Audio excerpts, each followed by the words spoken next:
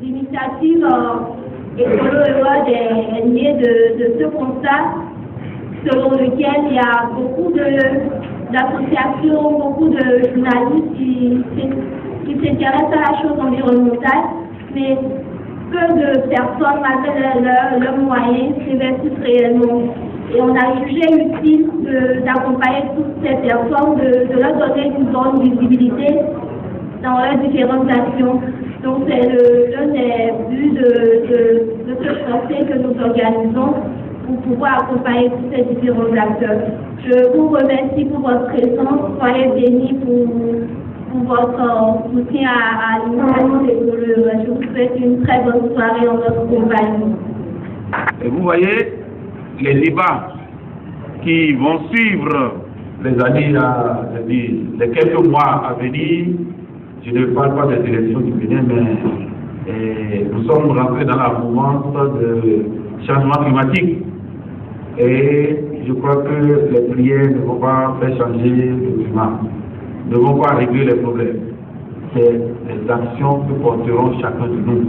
Et la Fondation Avicii, ce n'est pas à cause des changements climatiques, parce que la première édition a eu lieu déjà il y a 2 ou 3 ans.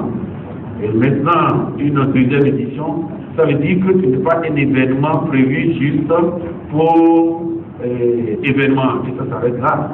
C'est un événement bien réfléchi. C'est une occasion de permettre aux autres des médias qui font déjà bien, mais peut-être qu'ils ne savent pas qu'ils font bien, mais de les mettre en contact avec les hommes, les ONG, qui sont actifs sur le terrain, qui travaillent, qui font de leur mieux pour aborder des thématiques environnementales aujourd'hui, des grands défis, mais qui ne sont pas écoutés à leur juste valeur, qui ne sont pas entendus et qui ne voient pas si les choses bougent ou pas. Mais des occasions comme ça nous permettent, comme c'est prévu dans le programme, de nous connaître, d'échanger entre nous, mais c'est simplement trouver l'occasion pour que les gens voient qu'il y a des gens qui travaillent. Donc, les journalistes qui jouent un rôle extraordinaire, parce que nous, pour ce qui me concerne, je veux dire, les réserves de choses dont nous avons la charge, qui sont en train de partir. Et grâce à ces journalistes, grâce à ces ONG qui se battent, parce que l'administration parfois se comporte comme la grande cuillère. Et vous comprenez pourquoi. Donc je voudrais vous encourager à continuer à jouer ce rôle pour que nous puissions toujours avoir la force d'aller plus avant. Cette deuxième édition, je ne voyais pas, elle se réalise. Merci ma chérie, pour avoir cru et prendre sur le vol, prendre le billet et se déplacer juste pour ça. Ça, c'est le faire. Je crois que nous avons passé encore cet élan de croire que la conservation, la préservation de notre environnement peut partir de petites choses. Et que cette petite chose aujourd'hui, vous qui êtes ici, nous qui sommes ici, cette petite chose, nous l'avons magnifiée. Ça a une ampleur. Et quand on va voir ça sur les écrans, on va écouter de participer, je crois que nous aurons apporté, nous aurons accompagné à apporter son grain de sel à la préservation de l'environnement. Le travail que fait les ONG, les actions que développent des ONG sur le terrain, ont commencé par avoir des impacts vraiment palpables. Et je reviens toujours à dire, nous commençons par comprendre que si nous agissons localement, nous pouvons changer le monde. Et plusieurs ONG ont commencé par faire des actions sur le terrain pour lesquelles elles ne se rendent même pas compte de ce que ça apporte à l'humanité. Nous avons cité un critère déterminant. Est-ce que ceux qui font les actions savent que leurs actions permettent de changer le monde? Tout ce que nous faisons, ça participe à cela. Et bien, il faudrait que nous-mêmes nous soyons conscients pour continuer à faire plus. Et si nous ne sommes pas conscients que le fait que nous faisons permet de changer le monde, ça, peut-être qu'on n'irait pas plus loin. C'est le premier critère. Et on connaît, il y a des ONG qui font des actions sur le terrain, qui font l'effort de s'associer à la presse pour que leur action puisse être connue d'autres personnes. Parce que je ne suis pas de seulement être conscient que ce que je fais, ça dépasse. Mais si ça reste dans un puits, personne ne saura. Maintenant, on a constaté que ces ONG ont commencé par s'intéresser à la presse. Ça veut dire que deux acteurs se mettent ensemble. Ils deviennent comment? Ils commencent par devenir forts. Ça veut dire qu'en s'associant à la presse, on peut alors aller encore plus loin. C'est le second critère. Est-ce que ce que ces ONG font, est-ce qu'elles veulent que d'autres puissent s'en inspirer pour aller plus loin? Et le troisième, c'est l'engagement dans la durée. Est-ce que l'action que je fais, est-ce que je vais toujours attendre qu'on me donne les moyens d'abord? Est-ce que je ne sais pas de l'adapter au contexte dans lequel je travaille? Dans le cas de ce concours et de ce prix à offrir, si on pouvait trouver l'occasion d'associer les politiciens qui organisent des soutiens maintenant là, ce serait plus intéressant.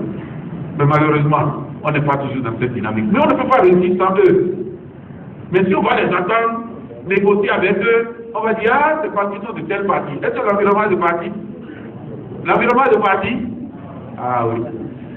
L'environnement n'a pas de parti. Invité. La première ONG,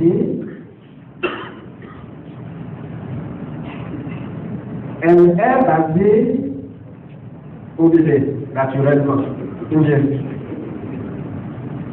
Et elle œuvre depuis plus d'une décennie déjà à la préservation de notre environnement. Cette ONG a cru qu'on peut rattraper, ou du moins, qu'on peut préserver la nature en ramenant nos forêts, dont elles sont détruites. Et ce n'est pas exagéré de dire aujourd'hui que le Bénin n'a plus de forêt. Cette ONG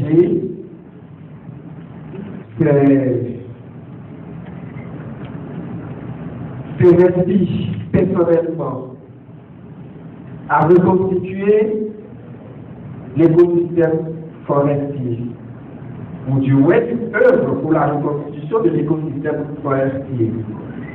Et elle met l'accent sur la jeunesse, dans la conservation de la nature. Pour cette ONG, notre nature ne peut être mieux préservée que par nos pratiques endogènes, faisant le constat que nos textes, nos lois ont échoué là où les forêts traditionnelles restent toujours d'actualité. Les forêts sacrées, je veux dire. Mesdames et Mesdemoiselles, Messieurs, je vous prie d'applaudir Grave ONG, ici s'il vous plaît. Grave ONG, basée à Vancouver. Monsieur Apollinaire Oussoulio. Je suis très heureux. Les hommes, si vous voulez voir l'enfer, il faut détruire tout ce qu'il y a comme arbre sur cette terre et Dieu n'est pas loin pour vous accueillir. Et on est mis dans ce combat, je voudrais remercier la sœur Esther parce que je me suis dit, en venant ici aujourd'hui, ce n'est pas ce que je voudrais entendre. Merci d'avoir gardé le secret parce que quitté avant pour venir, je dois accompagner une sœur. J'ai des graines futures, je voudrais voir quelques graines futures parmi vous. Les graines futures qui sont là, peut se lever s'il vous plaît. Ce qui est chez nous, les valeurs endogènes, les valeurs positives qui ont servi à conserver. Nos parents savaient qu'il était interdit dans une famille de couper le pagara, juste pour préserver pour d'autres. Ceux qui ne mangent pas de l'escargot les produisent pour les autres. C'est en utilisant ces connaissances et en aidant nos jeunes, parce que le béninois, il faut cacher tout à son frère. Mais on a trouvé des aînés qui sont parmi nous aujourd'hui, qui nous ont donné la main, c'est ce que nous faisons à Avrancourt, mais dans tout le Bénin. Et aujourd'hui, les clubs nature, c'est pas seulement au Bénin. Et l'hymne que chante la Fédération internationale conserver, protéger la nature, c'est l'hymne qui vient du Bénin, qui a été composé à Avrancourt par un modeste personne. Je vous remercie et je vous remercie.